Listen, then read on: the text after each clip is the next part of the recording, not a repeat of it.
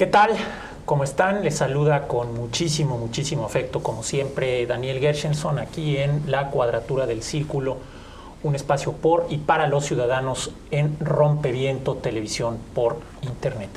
Y hoy es un día muy especial. Tengo el honor de platicar con tres héroes ciudadanos. Ustedes ya se enterarán por qué.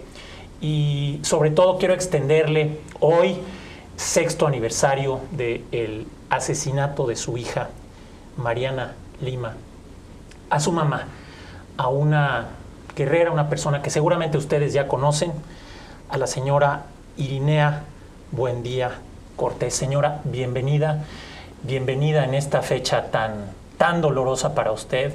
Quisiera extenderle, pues como muchas personas más, pues nuestra solidaridad, nuestro apoyo y nuestra admiración, porque el caso de su hija, gracias a usted, gracias al esfuerzo de usted y de los dos abogados, entre otros que nos acompañan, pues no ha quedado en el olvido. Hoy platicaremos sobre los avances de este caso a 6 años de la muerte insensata, del asesinato de su hija. Señora Irinea, bienvenida. Muchas gracias, buenas tardes. Al contrario, señora. También nos acompaña Rodolfo Domínguez, quien ya ha estado junto con usted en este espacio. Rodolfo, quizás suene un poco incongruente decirlo, pero creo que es una ocasión para que el trabajo de ustedes, el trabajo tan encomiable de ustedes, pues merezca nuestras felicitaciones, porque están ustedes abriendo brecha en un tema muy difícil, el de los feminicidios en el Estado de México. Muchas gracias por acompañarnos. Muchas gracias, Daniel. Estar hoy día aquí en este día histórico es un honor. Y Anayeli Pérez Garrido, decimos que es un día histórico.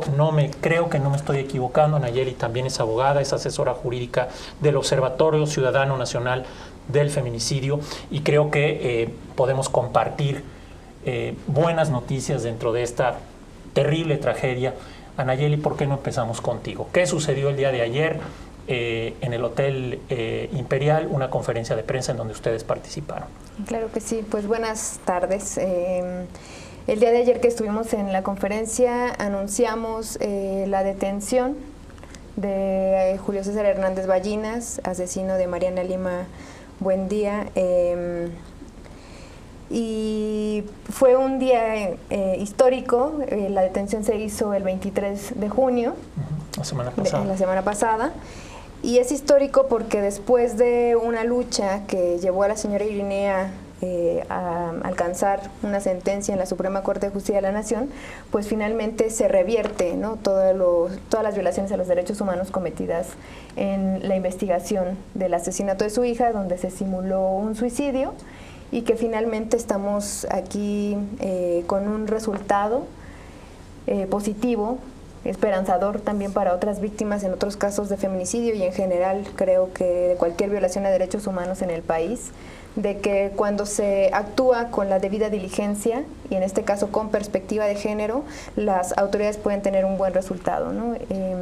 Algo que mencionábamos era la trascendencia y la fundamental participación de las víctimas en los procedimientos, ¿no? El acompañar las investigaciones, el que sean escuchadas, es el inicio mínimo para garantizar una debida diligencia en las investigaciones y poder acceder a la justicia. Un paso gigantesco, Rodolfo Domínguez. Ya tuvimos oportunidad de platicar contigo en otra oportunidad. ¿Por qué no hacemos un poco de historia? Así sea de una manera muy apretada. ¿Qué sucedió el 28 de junio del año 2010? ¿Por qué es tan importante el haber llevado este caso a la Suprema Corte de Justicia de la Nación? Platícanos un poco. Pues hace 6 años Mariana Lima Buendía tenía 29 años de edad. Ese día había decidido finalmente que iba a dejar a su agresor, iba a dejar una historia de 1 año y 8 meses de terrible violencia, iba a dejar a su agresor, lo iba a denunciar y tenía pensado separarse de él. Su nombre de nueva cuenta. Julio César Hernández Ballinas, Policía Judicial del Estado de México. Ese día acudió al domicilio de Irinea, estuvo con ella desayunando y platicando que quería rehacer su vida con todas las ganas de rehacer una historia para ella fuera de este ciclo de violencia. Desgraciadamente ese fue el último día que Irinea la pudo ver con vida. La mañana siguiente Julio César llamó muy temprano a Irinea avisándole que Mariana se había suicidado. Irinea junto con su hija y su yerno acudieron al lugar donde vivía Mariana. Ese lugar se encontraba abierto, sin ningún tipo de resguardo, y pudieron mirar desgraciadamente el cuerpo de Mariana, que se encontraba en una cama. Desde ese día, desde ese momento, al ver el cuerpo de Mariana, se dieron cuenta que tenía lesiones, identificaron lesiones en la cara, en las piernas, en los muslos, y de ninguna manera creyeron que ella se había suicidado. Muchísimas inconsistencias. A partir de ahí se empezó a denunciar no solo un contexto muy grave de violencia que había vivido Mariana, sino toda una serie de omisiones, negligencias que Irinea y su familia empezaron a documentar desde ese día uno, ¿no? Desde ese primer momento, desde que llegaron las autoridades acompañadas de Julio César Hernández Ballinas a realizar la primera inspección del lugar del hallazgo, y empieza este recuento de irregularidades. A lo largo de año y medio de investigación, se llegó a la decisión de que se trataba de un suicidio y la autoridad responsable determinó el no ejercicio de la acción penal. Fue ahí que iniciamos toda una estrategia jurídica que buscaba en primer lugar revertir esa determinación que planteaba el suicidio de Mariana, y buscamos ante todo que hubiera una nueva investigación que se hiciera con perspectiva de género para acreditar todos estos hechos que Irinea y su familia ya habían identificado y que nos indicaban que Mariana había sido víctima de un feminicidio. A lo largo de 5 años estuvimos dando batallas jurídicas, agotando una serie de amparos que finalmente nos llevaron hasta la Suprema Corte de Justicia. En febrero del 2013 solicitamos que se ejercitara la facultad de atracción de la Suprema Corte de Justicia.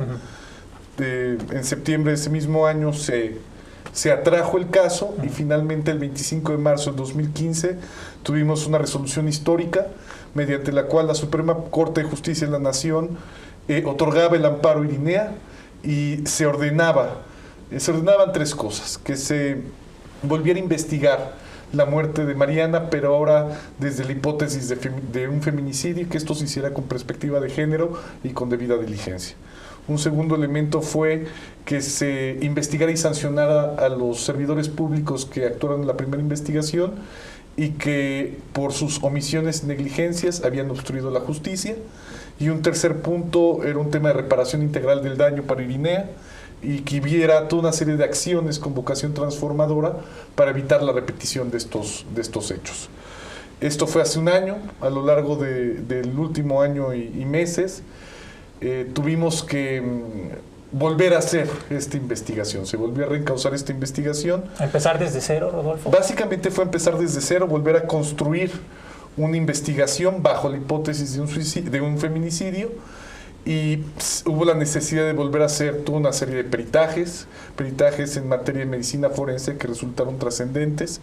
Gracias al impulso de Irinea, de su familia, de la colaboración del Observatorio de Abogadas y abogados expertos en materia de investigación con perspectiva de género, el que se hubiera logrado la participación de un perito internacional, el doctor José Mario Nájera Ochoa, un experto en materia de feminicidios guatemalteco con amplia experiencia en materia de medicina legal y criminalística, que se volvió fundamental para lograr encauzar esta investigación, lograr acreditar que efectivamente Mariana no se había suicidado, que al contrario, Mariana había sido asesinada, que la causa de muerte de Mariana había sido un estrangulamiento y no una supuesta asfixia por suspensión como originalmente se había planteado. Finalmente, la semana pasada logramos tener la consignación de Julio César Hernández Ballinas. Se ha logrado demostrar su probable responsabilidad en el feminicidio de Mariana, además del cuerpo del delito de feminicidio, y finalmente el jueves en la tarde se logró su aprehensión. Doña Irinea, pues es un avance descomunal, gigantesco, en un país donde el feminicidio pues realmente no es un tema que creo que ocupe a las autoridades. Pues solo me queda preguntarle de dónde ha sacado usted toda ese ánimo, esa energía para pues para que se vaya abriendo el camino de la justicia y se siente un precedente que creo que es importantísimo en la historia de México. ¿Cómo le ha hecho usted? La fuerza la he sacado desde el momento en que veo a mi hija asesinada, sin vida, acostada en una cama, y que a mí el asesino me había dicho que mi hija se había ahorcado. En ese momento de mucho dolor, yo me doy cuenta que mi hija no se había suicidado, no se había ahorcado. Había muchas inconsistencias en donde a mí me decían que el cuerpo de mi hija había sido manipulado. El cuerpo de mi hija estaba golpeado, lo habían bañado.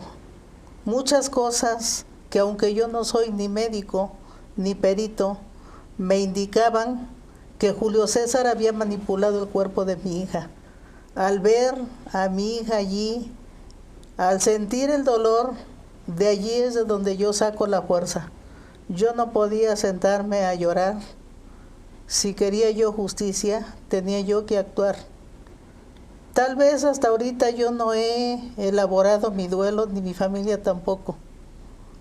Pero ya habrá tiempo. Ya habrá tiempo, porque lo primero que nosotros, mi familia y yo, queremos es justicia, y justicia nada más.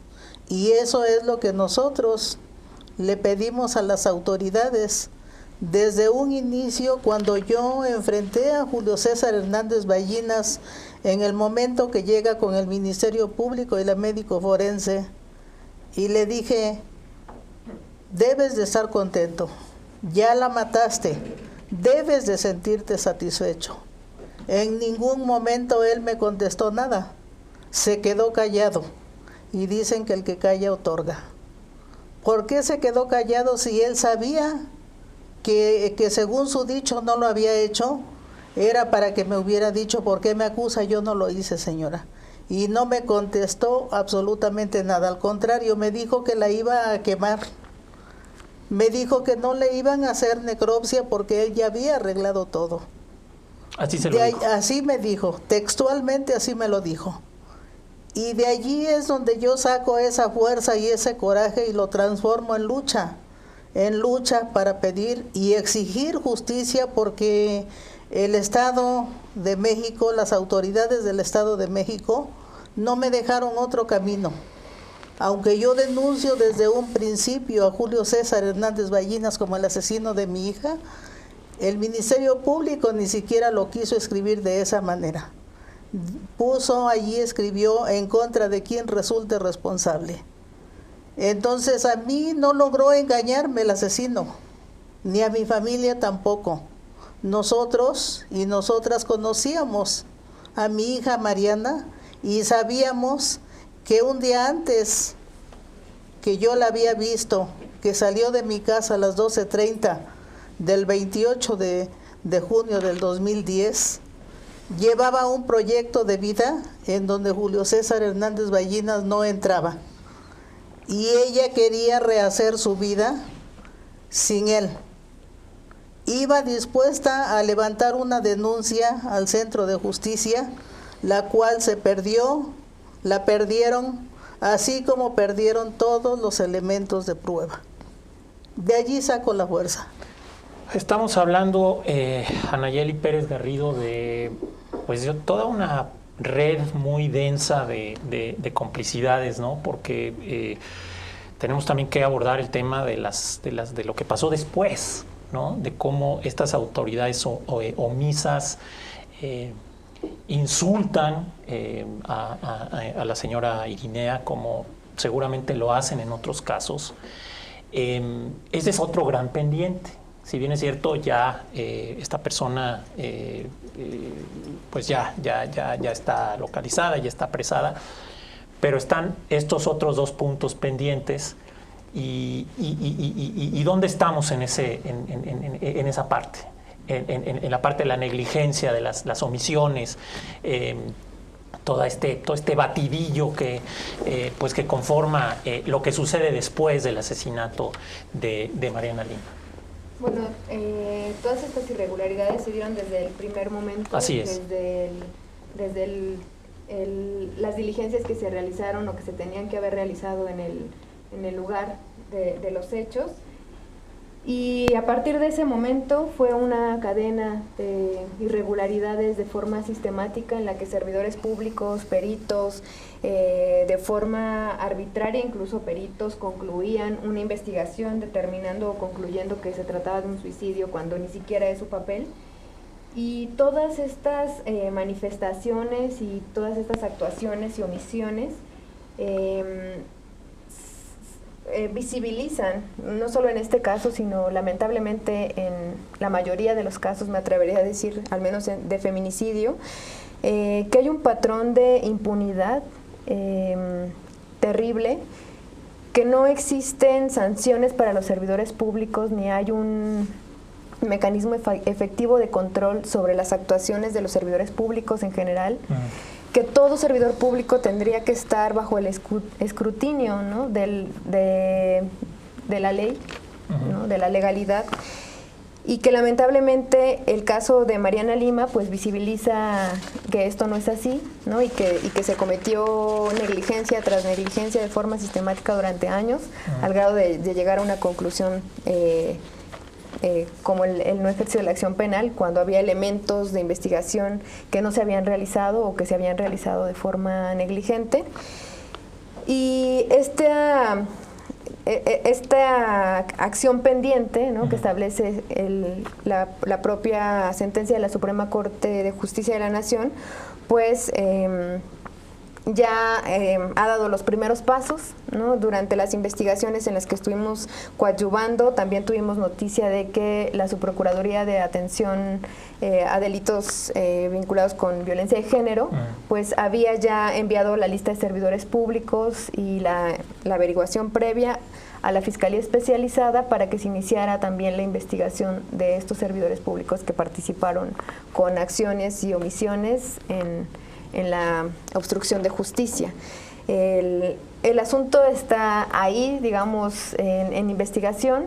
Estamos también pendientes de dar el seguimiento puntual y coadyuvar en esa investigación. Lo que sí es cierto es que la sentencia de la Suprema Corte y la ahora pues consignación y seguramente auto de formal prisión de Julio César Hernández Ballina, pues constituyen en sí mismo prueba de que el trabajo que se había hecho previo a la sentencia de la Suprema Corte pues estaba mal realizado, ¿no? Entonces hay autores que tienen que pagar por ello, con una sanción administrativa o incluso penal por la obstrucción de justicia. Y ustedes no van a quitar el dedo del renglón, Rodolfo. No, a partir de ahora, digamos... Esto apenas comienza. Estamos contentos porque esto apenas comienza, digamos, para nosotros es el segundo paso.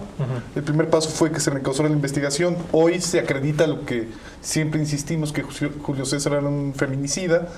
Pero el día de hoy viene el proceso penal, digamos. Ahora el turno es estar ante el juez de primera instancia en el distrito de Ciudad Neza, que procede, tanto la defensa de Ballinas como el Ministerio Público, como las víctimas y la coadyuvancia.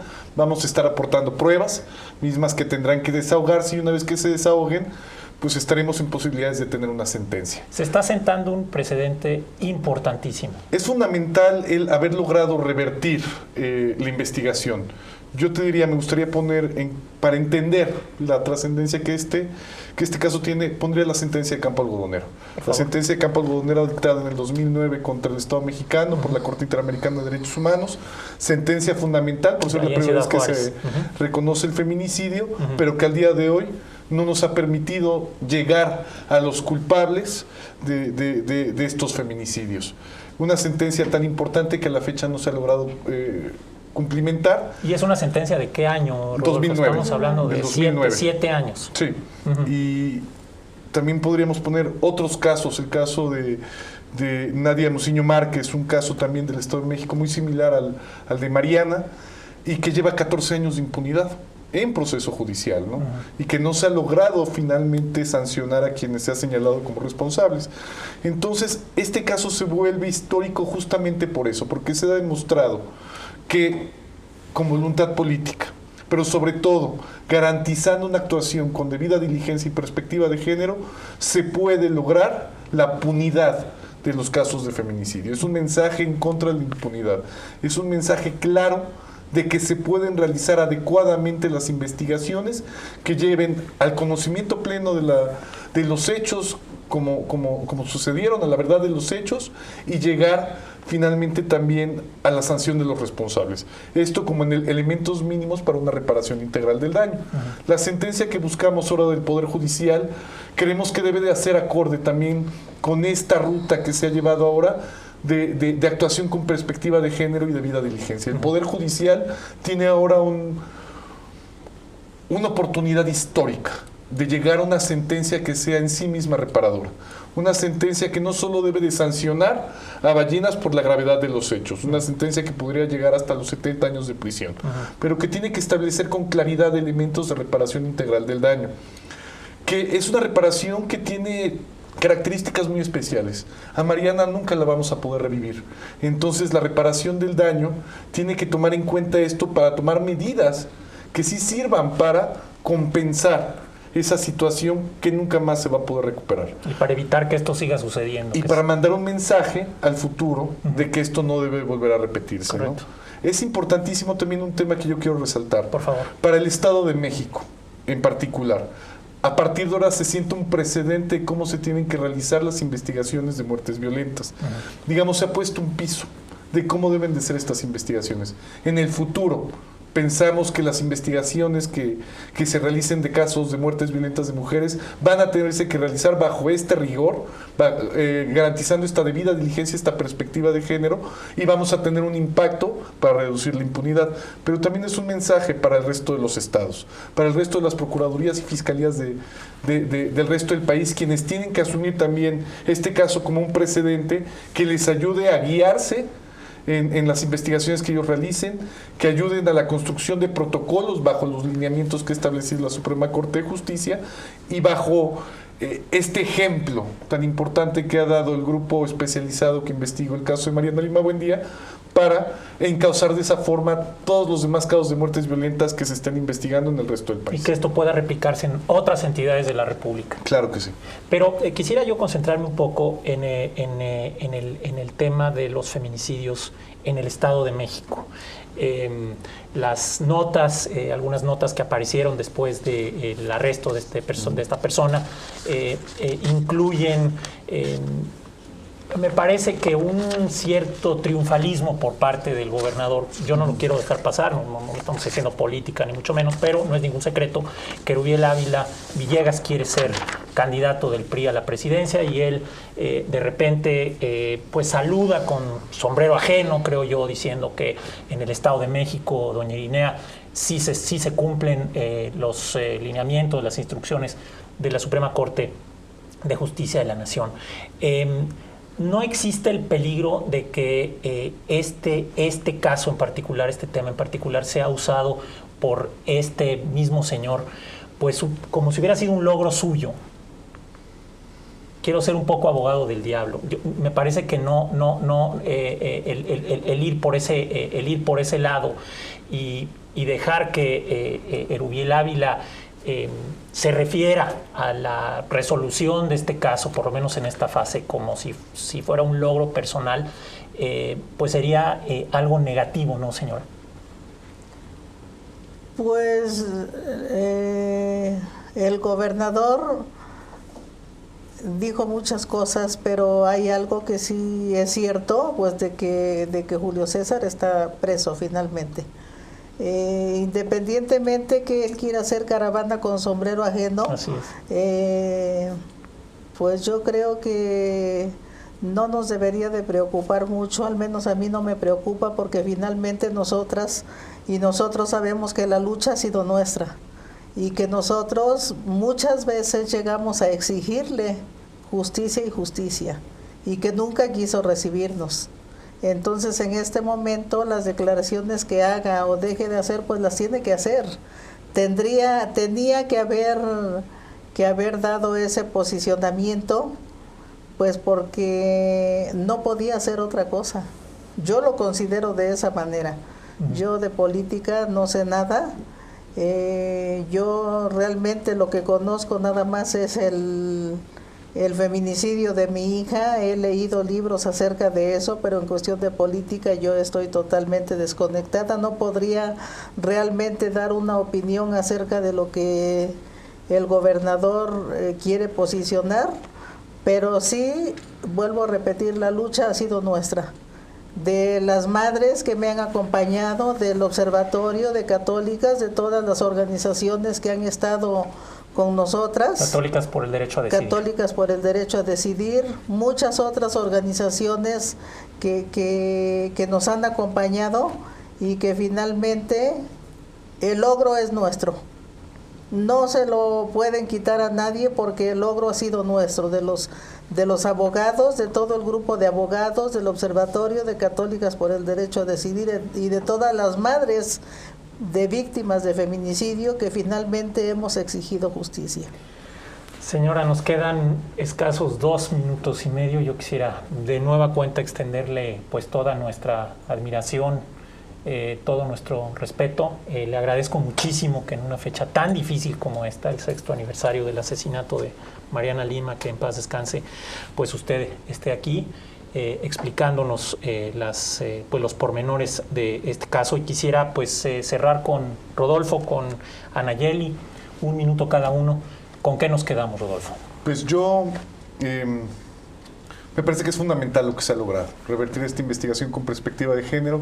Yo resaltaría el papel de la Suprema Corte de Justicia de la Nación. Sentencias como la que se dictó en el caso de Mariana Lima Buendía son fundamentales. Requerimos más sentencias con este tipo de lineamientos, con este tipo de características que nos ayuden a avanzar en el camino al acceso a la justicia. Anayeli. Pues la acreditación del homicidio, del feminicidio de Mariana Lima Buendía a partir de la utilización de los protocolos de investigación con perspectiva de feminicidio también fue fundamental para el acceso a la justicia. En la mayoría de los estados las procuradurías siguen resistiéndose a utilizar estos protocolos, inician investigaciones con lo que ven, ¿no? Con toda falta de preparación, ven aparentemente un suicidio, inician bajo la hipótesis de un suicidio o simplemente no quieren acreditar los feminicidios, y eso lo que ha ocasionado es que se pierdan evidencias importantes que son indispensables para llegar a la verdad. Entonces, el que este grupo especializado que se conformó para la atención del caso pudiera llegar a la verdad, fue indispensable tomar el parámetro de los protocolos de investigación con perspectiva de feminicidio, ¿no? Entonces, la invitación, digamos, a las autoridades a aplicar y a cumplir con estos protocolos para llegar a la verdad y pues evitar la impunidad, ¿no? Porque también lo dicho por Irinea se corroboró con prueba científica y eso también fue fundamental para que esta persona pues cumpla con una sentencia acorde a lo que él realizó. Anayeli, muchísimas gracias. Se está escribiendo historia en México. En México están pasando cosas positivas también. Les quiero agradecer a estos 3 héroes ciudadanos, sobre todo a doña Irinea Buendía Cortés. Señora, muchísimas gracias. Gracias a ustedes. Un abrazo. Al contrario, gracias a ustedes, Gracias. Rodolfo, Anayeli. Nos vemos la semana entrante.